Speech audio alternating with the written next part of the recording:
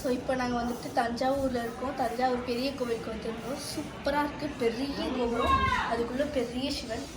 பக்கத்தில் போய் பார்த்தது அவ்வளோ ஒரு ஹாப்பியாக இருக்குது. செம்மையாக இருந்துச்சு.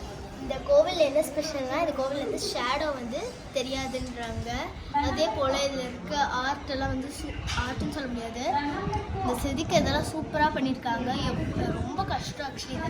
இதெல்லாம் யானையை வச்சு ஒரு ரேம்ப் மேலே ஏறி கொஞ்சம் கொஞ்சமாக யானையை வச்சு அதெல்லாம் செதுக்கியிருக்காங்க. அவ்வளோ ஒரு க்யூட்டாக அழகாக இருக்குது.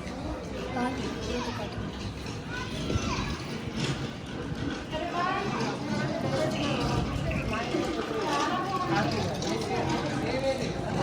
இந்த மாதிரி இங்கே ஒன்று, இது ஒன்று, அது ஒன்று, முன்னாடி 2 இந்த மாதிரி எல்லாத்தையுமே வந்துட்டு ராஜராஜ சோழனோட காலத்தில் இந்த மாதிரி கட்டியிருக்காங்க.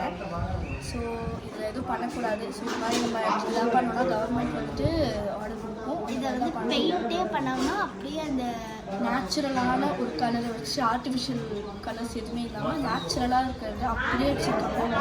கவர்மெண்ட் எதுவுமே பண்ணல, அப்படியே நீட்டாக வச்சுருக்காங்க. அழகாக இருக்குது.